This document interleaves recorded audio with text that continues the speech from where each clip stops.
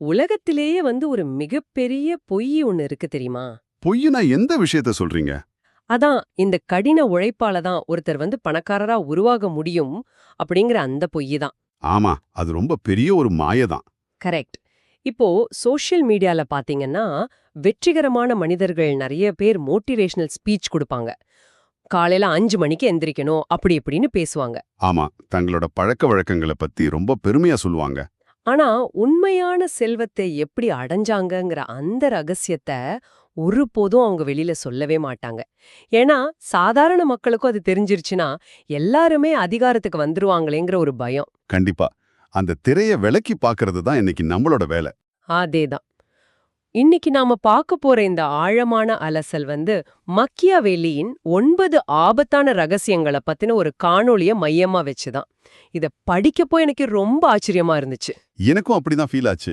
இதுல ரொம்ப சுவாரஸ்யமான விஷயம் என்னன்னா, நாம இப்போ பேச போற இந்த ரகசியங்கள் இன்னைக்கு நேத்து இந்த கார்ப்பரேட் உலகத்துல உருவானது கிடையாது. ஆமா, பல 100 வருஷங்களுக்கு முன்னாடியே எழுதப்பட்டது தானே. கரெக்ட். சுமார் 500 வருஷங்களுக்கு முன்னாடியே நிக்கோலோ மக்கியாவெல்லி அப்படிங்கிற தத்துவஞானியால ரொம்ப தெளிவா இது எழுதப்பட்டுடுச்சு. இது எவ்வளவு ஆபத்தானதுன்னு பாத்தீங்கன்னா, திருச்சபைகள் இத தடை செஞ்சாங்களே அந்த கதையா? அதேதான். அந்த காலத்துல திருச்சபைகள் இத சாத்தானின் புத்தகம் அப்படின்னு முத்திரை குத்தி மொத்தமா தடை செஞ்சாங்க. அரசாங்கங்கள் இந்த புத்தகத்தை தேடி புடிச்சு தீல போட்டு எரிச்சாங்க. ஒரு சாதாரண புத்தகத்துக்கு எதுக்கு அவ்ளோ பெரிய பயம்? ஏன்னா இது சாதாரண மக்களுக்கு தார்மீக போதனைகளை சொல்லல. பல நூற்றாண்டுகளா அரசர்களும் பணக்காரர்களும் தங்களுக்குள்ள மட்டுமே ரகசியமா வச்சிருந்த உத்திகளை இது ஓப்பனா போட்டு உடைச்சிடுச்சு. ஓ, அப்போ மேல்தட்டு வர்க்கத்தினருக்கு மட்டுமே சொந்தமான ரகசியங்கள் வெளிவந்துருங்கிற பயம். சரி, இத கொஞ்சம் விரிவா பாப்போம். கடினமா உழைச்சா எல்லாம் சரியாயிடும்னு குருட்டுத்தனமா நம்புறவங்களுக்கான பதிவு இது கிடையாது. கண்டிப்பா கிடையாது. உண்மையை கேட்கும் தைரியம் உள்ளவங்களுக்கான பதிவு இது. அப்போ அந்த மறைக்கப்பட்ட உலகத்துக்குள்ள நாம நுழையலாம். இந்த சோர்ஸ்ல வர விஷயமே நம்ம பொதுவான மைண்ட் செட்டை அப்படியே தலைகீழா மாத்துது. அந்த சிங்கம் நரி கான்செப்ட் தானே? ஆமா, பணக்காரங்கனாலே ரொம்ப ஆடம்பரமா இருப்பாங்க, பெரிய பெரிய கார்கள் வச்சிருப்பாங்கன்னு நாம நினைக்கிறோம்.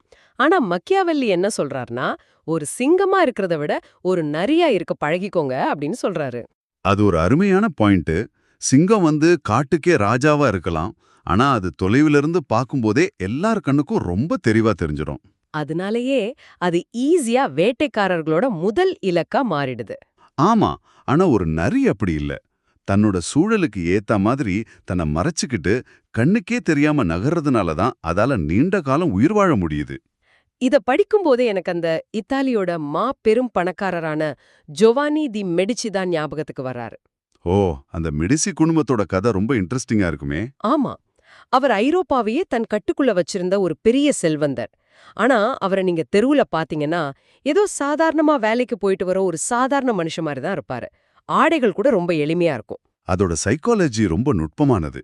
வெளியே பார்க்க அப்படி இருந்தாலும் ஐரோப்பால இருந்த அத்தனை மன்னர்களும் அவர்கிட்ட தான் கடன் வாங்கி நாட்டு நடத்திட்டு இருந்தாங்க. ஒரு விரல சேவுல அத்தனை பெரிய வர்த்தக ஒப்பந்தங்களும் நடக்கும். ஆனா அந்த பவரை அவர் காட்டிக்கவே இல்ல. இது பழைய கதை மட்டும் இல்ல. இன்னைக்கு இருக்கிற மாடர்ன் உலகத்துக்கும் இது அப்படியே பொருந்தும். வாரன் பஃபெட் பத்தி கேள்விப்பட்டிருப்பீங்க. ஆமா, உலகத்தோட பெரிய கோடீஸ்வரர். அவர் இன்னைக்கும் 1958ல வாங்கிய தன்னோட பழைய வீட்டுல தான் வசிச்சு வர்றாரு. இது நம்ம கஞ்சத்தனம் அப்படின்னு தவறா புரிஞ்சுக்க கூடாது. இது ரொம்ப தெளிவான ஒரு உத்தி. எப்படி சொல்றீங்க? இப்போ நீங்க ஒரு புது கார் வாங்குறீங்க, இல்ல ஒரு பெரிய வீடு கட்டுறீங்கன்னு வச்சுக்கோங்க. உடனே என்ன பண்றீங்க? சோஷியல் மீடியால போஸ்ட் பண்றீங்க. ஆமா, ஒரு கெத்துக்காக போடுவோம். அந்த கெத்து தான் உங்களை ஒரு டார்கெட்டா மாத்துது. மத்தவங்கள இருக்கிறத நினைச்சிட்டு நீங்க இத பண்றீங்க. ஆனா நிஜத்துல பொறாம பிடிச்ச உறவினர்கள் உங்களை கூர்மையா கவனிக்க ஆரம்பிக்கிறாங்க. ஓ, எப்படி இவங்க கிட்ட கடன் கேட்கலான்னு சில நண்பர்கள் பிளான் பண்ணுவாங்க. எக்ஸாக்ட்லி. உங்க போட்டியாளர்கள் உங்க பலம் என்னன்னு எடை போட ஆரம்பிப்பாங்க. சுருக்கமா சொல்லப்போனா உங்களுக்கு நீங்களே ஒரு பெரிய டார்கெட்டை நெத்தியில வச்சுக்கிறீங்க. சமூக வலைத்தளங்கள்ல கெத்தாக புகைப்படங்களை பதிவிடுவதை வெற்றியா நினைக்கிற இந்த காலத்துல தங்களை மறைச்சிக்கிறது எவ்வளவு கஷ்டமான விஷயம். ஆமா. ஆனா ஐக்கியா நிறுவனர் இங்வார் காம்ப்ராட் அத ரொம்ப அழகா செஞ்சாரு. அந்த $58 பில்லியன் சொத்து மதிப்புள்ள மனுஷனாச்சே, அவர் ஒரு 15 வருஷம் பழமையான வோல்வோ காரை தான் ஓட்டினார்னு படிச்சேன். ஆமா, அது மட்டும் இல்ல, மளிகை கடைக்கு போய் தள்ளுபடி கூப்பன்களை பயன்படுத்தி பொருட்கள் வாங்கினாரு. மார்க்கெட்ல போய் பேரம் பேசி காய் வாங்குவாரு. இத பார்த்து சுத்தி இருந்தவங்க சிரிச்சிருப்பாங்களே. சிரிச்சாங்க. ஆனா அவருக்கு அது ஒரு பொருட்டாவே இல்ல. ஏன்னா இப்படி செஞ்சது மூலமா தேவையற்ற கவனத்திலிருந்தும் பொறாமையிலிருந்தும் தன்னை அவர் ரொம்ப புத்திசாலித்தனமா பாதுகாத்துக்கிட்டாரு.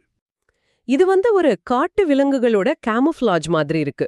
ஒரு பச்சோந்தி எப்படி தன்னை சுத்தி இருக்கிற சூழலுக்கு ஏத்த மாதிரி நிறம் மாறுதோ அதே மாதிரி தான் இந்த பணக்காரர்களும் சாதாரண மனிதர்கள் கூட்டத்தோட கூட்டமா மறைஞ்சிக்கிறாங்க. இந்த இடத்துல மனிதர்களோட ஒரு அடிப்படையான உளவியலை நாம புரிஞ்சுக்கணும். மக்கள் எப்பவுமே பலவீனமானவங்களுக்கு உதவி செய்வாங்க. ஒரு இரக்கம் வரும் இல்லையா? ஆமா. ஆனா ஒருத்தர் திடீர்னு வலிமையானவராவோ பணக்காரராவோ உயரும்போது மனிதர்களோட ஈகோ அதை ஏத்துக்க மறுக்குது. அங்க தானாவே பொறாமை உருவாயிடும். அந்த வலிமையானவரை எப்படியாவது கீழே இறக்கணும்னு தோணும். கரெக்ட். இதுக்கு அந்த பிளாரன்ஸ் நகரத்துல நடந்த பிரான்சிஸ்கோ அப்படிங்கிற ஒரு ஜவுளி வியாபாரியோட கதை ஒரு நல்ல உதாரணம். ஆமா, அந்த 2வது விதி ஏழையாக பாசாங்கு செய்யுங்கள். அதேதான். அவர் தொழில் ஆரம்பிச்ச முதல் வருஷத்திலேயே அவருக்கு ரொம்ப பெரிய லாபம் கிடைக்குது. சாதாரணமா ஒரு ஆள் என்ன பண்ணுவான்? புது கார் வாங்குவான், கடைய பெருசாக்குவான். ஆனா அவர் அப்படி செய்யல. அவர் தன்னோட பழைய கசங்கிய உடைகளையே தினமும் போட்டுக்கிட்டு கடைக்கு வந்தார். யார் கேட்டாலும் வியாபாரம் ரொம்ப மந்தமா இருக்கு, ஏதோ வாழ்க்கையை ஓட்டிட்டு இருக்கேன்னு பொய்யா புலம்பினார். அவர் அப்படி புலம்புனதால அவரை சுத்தி இருந்த போட்டியாளர்கள் யாருமே அவரை ஒரு பெரிய அச்சுறுத்தல நினைக்கவே இல்ல. அது மட்டுமா, அவருக்கு சரக்கு சப்ளை பண்றவங்க கூட பாவம் மனுஷன் ரொம்ப கஷ்டப்படுறாருன்னு குறைஞ்ச விலைக்கு பொருட்களை கொடுத்தாங்க. அரசாங்க அதிகாரிகளுக்கும் அவர் ஒரு பெரிய லாபம் சம்பாதிக்கிற ஆளா தெரியல. இப்படி யாருடைய கவனமும் இல்லாமலே அமைதியா அடுத்த 5 வருஷத்துல அந்த நகரத்தோட மிகப்பெரிய வியாபாரியா அவர் உருவெடுத்தார். அதனால நீங்க நிஜத்துல எப்படி வேணாலும் இருங்க, ஆனா வெளி உலகத்துக்கு நீங்க எப்படி தெரியுறீங்க அப்படிங்கிற உங்க பிம்பத்தை நீங்களே திட்டமிட்டு வடிவமைக்கிறது ரொம்ப முக்கியம். சரி, செல்வத்தை உலகத்திடமிருந்து எப்படி மறைக்கிறதுன்னு கத்துக்கிட்டோம். ஆனா இங்கதான் விஷயம் ரொம்ப சுவாரஸ்யமா மாறுது. நமக்கு மிக நெருக்கமானவர்களிடம் எப்படி நடந்து கொள்வது? அது ரொம்ப சென்சிட்டிவான ஏரியா. ஏன்னா ஆபத்து அங்கதான் இன்னும் அதிகமா இருக்கு. ஆமா, மக்கியாவேலியோட 3வது விதியில எதிரி சொந்த வீட்டிலேயே இருக்கிறான் அப்படின்னு சொல்றாரு. உங்கள் வீழ்ச்சியை அதிகம் விரும்புபவர் உங்களுடன் அமர்ந்து சாப்பிடுபவராகவும் இருக்கலாம்னு அவர் சொல்றது கொஞ்சம் பயமா இருக்கு. அதுக்கு அந்த மும்பை ஸ்டார்ட் அப் நிறுவனத்தோட உண்மை சம்பவம் ஒரு கச்சிதமான உதாரணம். அந்த 100 கோடி ரூபாய் மதிப்புள்ள ஸ்டார்ட் அப் கம்பெனியா? ஆமா. அந்த இளம் தொழிலதிபர் தன்னோட கம்பெனியை அவ்வளோ பெருசா வளர்த்த சந்தோஷத்துல ஒரு பெரிய பார்ட்டி கொடுத்தார். அந்த பார்ட்டியில அவர் கொஞ்சம் கூட யோசிக்காம கம்பெனியோட வருவாய், ஃபியூச்சர் பிளான்ஸ், எந்தெந்த கஸ்டமர்களை பிடிக்க போறாருன்னு எல்லா சீக்ரெட்ஸையும் டீம் கிட்ட ஓப்பனா சொல்லிட்டாரு. ஆனா அந்த டீம்ல இருந்தவங்களோட மைண்ட் செட் வேற மாதிரி இருந்திருக்கு. கரெக்ட். அடுத்த 6 மாசத்துல அந்த நிறுவனத்தோட சிடிஓவும் மார்க்கெட்டிங் தலைவரும் வேலையை விட்டுட்டு போயிட்டாங்க. போறாங்க, ஆனா சும்மா போல. இவர் எந்த உத்திகளை பெருமையா சொன்னாரோ அதே உத்திகளை காப்பி அடிச்சு தனியா ஒரு கம்பெனியை தொடங்குனாங்க. ஆமா, 2 வருஷத்துல அவர் அவ்வளோ கஷ்டப்பட்டு வளர்த்த பழைய நிறுவனம் மூடுற நிலைமைக்கு வந்துடுச்சு. சன்சு சொன்னதை விட ஒருபடி மேல போய் மக்கியாவெலி என்ன சொல்றாருன்னா, எப்போதும் பலவீனமாகவே தோன்றுங்கள் அப்படின்னு சொல்றாரு. இது ஒரு அருமையான தற்காப்பு அரண். உண்மையான பவர் எப்பவுமே நிழல்ல தான் இயங்கும். நீங்க நிழல்ல ஒரு சாம்ராஜ்யத்தை கட்டமைக்கணும். அதென்ன நிழல் சாம்ராஜ்யம்? இப்போ இன்ஸ்டாகிராம்ல 5 மில்லியன் ஃபாலோவர்ஸ் வச்சிருக்கிற ஒருத்தரை பார்த்தா அவர் ரொம்ப பவர்ஃபுல் அப்படின்னு நாம நினைக்கிறோம். ஆனா நிஜத்துல அவர் பின்னாடி இருந்து முகமே தெரியாம நிதி உதவி செய்யற ஒரு நபர் தான் உண்மையான பவர். ஓ, வெளியே தெரியாத வங்கியாளர்கள், அமைதியா வேலை செய்யும் பட்டய கணக்காளர்கள், வழக்கறிஞர்கள், இவங்க தான் அந்த நெட்வொர்க். எக்ஸாக்ட்லி. உலகத்துக்கு என்ன காட்ட வேண்டுமோ அதை மட்டும் காட்டுங்கள்ங்கிறது தான் 6வது விதி. நீங்க பணக்காரரா இருந்து ஏழையா காட்டிக்கிட்டா நீங்க சேஃப். ஆனா ஏழையா இருந்து பணக்காரரா பாசாங்க செஞ்சா எதிர்பார்ப்புகள் கூடி அதை கொடுக்க முடியாதப்போ அதே மக்கள் நமக்கு எதிரியா மாறுவாங்க. ஆமா. ஆனா இங்க எனக்கு ஒரு கேள்வி இருக்கு. இது எல்லாமே கேட்கறதுக்கு ரொம்ப நெகட்டிவா இல்லையா? எந்த விதத்துல சொல்றீங்க? அதாவது எல்லாரையுமே சந்தேக கண் கொண்டு பார்ப்பது ஒரு பயங்கரமான மன அழுத்தத்தை கொடுக்காதா? தொழிலில் உண்மையான நட்பு என்பதே கிடையாதா? இது ஒரு முக்கியமான கேள்வியை எழுப்புகிறது. ஆனா இதை நம்ம சந்தேகப்படுறதுன்னு சொல்ல முடியாது. இது ஒரு தற்காப்பு அரண். டிஃபென்ஸ் மெக்கானிசம்னு சொல்றீங்களா? ஆமா. மக்கியாவெலி யாரையுமே நம்பாதீங்கன்னு சொல்லல. மனிதர்களோட அடிப்படை இயல்பை புரிஞ்சுக்கோங்கன்னு தான் சொல்றார்.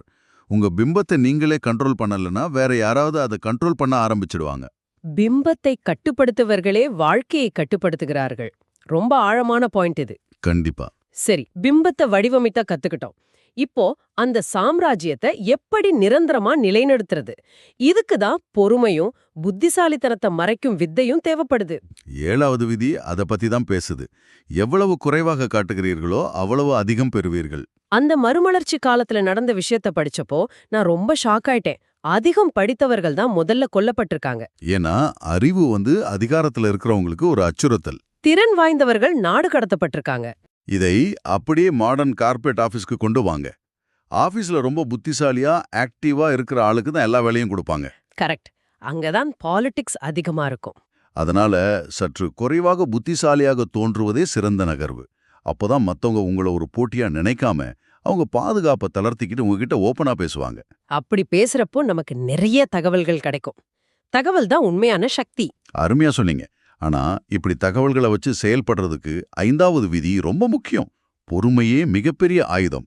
இப்போலாம் எல்லாருக்கும் உடனடி வெற்றி தான் வேணும். அந்த 2017ல 1 லட்சம் ரூபாய் பிட்காயின்ல போட்ட பையன் கதை இருக்குல்ல.